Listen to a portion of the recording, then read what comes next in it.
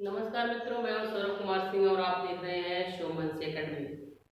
आज मैं आप लोग से कई दिनों के बाद मिल रहा हूं। उसका रीज़न है कि मैंने जो वीडियो भेजा था बैक टू बैक, तो आप लोग को कुछ टाइम मिल गया होगा, आप उसके बारे में पढ़ रहे होंगे। आज एक नए टॉपिक के साथ मैं आप लोग के सामने उपस्थित हूँ। आज का टॉपिक है हमारा वाक्य विचार। ये बेटा बहुत ही इंपॉर्टेंट टॉपिक है। इससे बहुत सारे क्वेश्चंस में पूछे भी जाते हैं, बहुत सारे कंपटीशन एग्जाम में भी पूछे जाते हैं और ज़्यादातर आपके जो एसएससी के एग्ज़ाम हैं उसमें भी पूछे जाते हैं, बोर्ड एग्जाम्स में भी पूछे जाते हैं। तो आज मैं आप लोग को बताने जा रहा हूँ वाक्य विचार। तो वाक्य विचार को पढ़ने के लिए सबसे पहले हमें पता होना चाहिए कि वाक्य की परिभाषा क्या है, वाक्य कहते किसे। तो लिखा है यहाँ पे, विचार को पूर्णता से प्रकट करने वाली एक क्रिया से युक्त पद समूह को वाक्य कहते हैं, या वाक्य सार्थक शब्दों का सुव्यवस्थित रूप है। यानी छोटी सी भी परिभाषा आप याद कर सकते हैं कि वाक्य सार्थक शब्दों का सुव्यवस्थित रूप है। या अगर आप उससे भी छोटे तरीके से, उससे भी शॉर्ट में आप इसको याद करना चाहें तो आप सिर्फ इतना याद कर सकते हैं, दो या दो से अधिक सार्थक शब्दों का योग ही वाक्य कहलाता है। दो या दो से अधिक सार्थक शब्दों का योग ही वाक्य कहलाता है। या आप सिंपली ये भी बोल सकते हैं कि सार्थक शब्दों के समूह को वाक्य कहते हैं। तो आप अब वाक्य को समझ सकते हैं, और वाक्य को समझें आप लोग तो आपको ये याद रखना है कि सार्थक शब्द समूहों को ही क्या कहते हैं, वाक्य कहते हैं। तो बच्चों यहाँ पे जैसे दिया गया है कुछ एग्जाम्पल, रमेश पुस्तक पढ़ता है, तो ये क्या है, कंप्लीट वाक्य है कि रमेश पुस्तक को पढ़ रहा है। अब अगर इस परिभाषा के अनुसार देखा जाए तो विचार को पूर्णता से प्रकट करने वाली एक क्रिया से प्रयुक्त पद क्या है, वाक्य है। तो यहाँ पे रमेश देखा जाए तो क्या है, रमेश यहाँ पे संज्ञा है, ठीक है ना।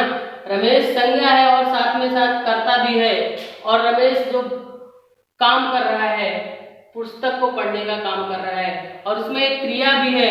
क्रिया क्या है, यहाँ पे पढ़ना क्रिया है।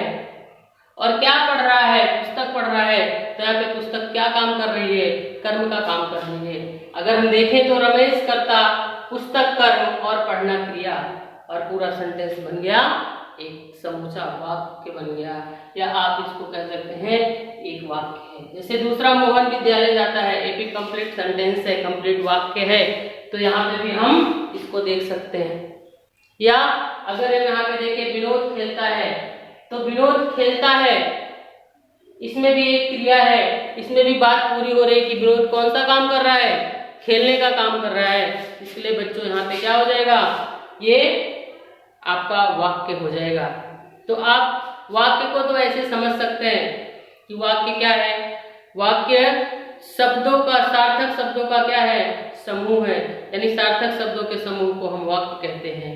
या वाक्य सार्थक शब्दों का सुव्यवस्थित रूप है, व्यवस्थित हो।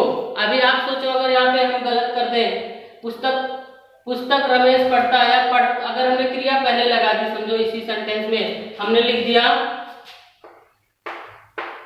पढ़ता रमेश पुस्तक, तो क्या ये सेंटेंस सही माना जाएगा? पढ़ता रमेश पुस्तक, ये सेंटेंस सही नहीं होगा बेटा, ये सेंटेंस गलत हो जाएगा। इसके लिए व्यवस्थित होना चाहिए, उसका रूप जो हो व्यवस्थित रूप हो, इसीलिए कहा गया है कि सुव्यवस्थित रूप ही क्या है, वाक्य है। सुव्यवस्थित रूप ही क्या है, वाक्य है। तो हम कह सकते हैं वाक्य सार्थक शब्दों का सुव्यवस्थित रूप है। आई बात समझ में? अब आप ये समझ गए होंगे कि वाक्य क्या है। अब इसके बाद बच्चों वाक्य के अंग, बच्चों आप लोग ये जानते होंगे कि वाक्य के दो अंग होते हैं। वाक्य के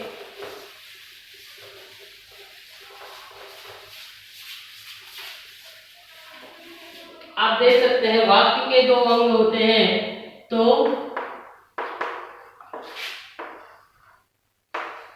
वाक्य के अंग।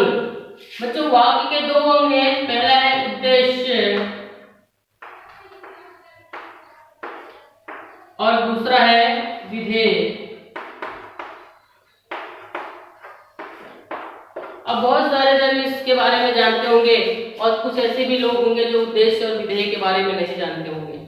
तो बच्चों उद्देश्य और विधेय क्या है ये हमको समझना है।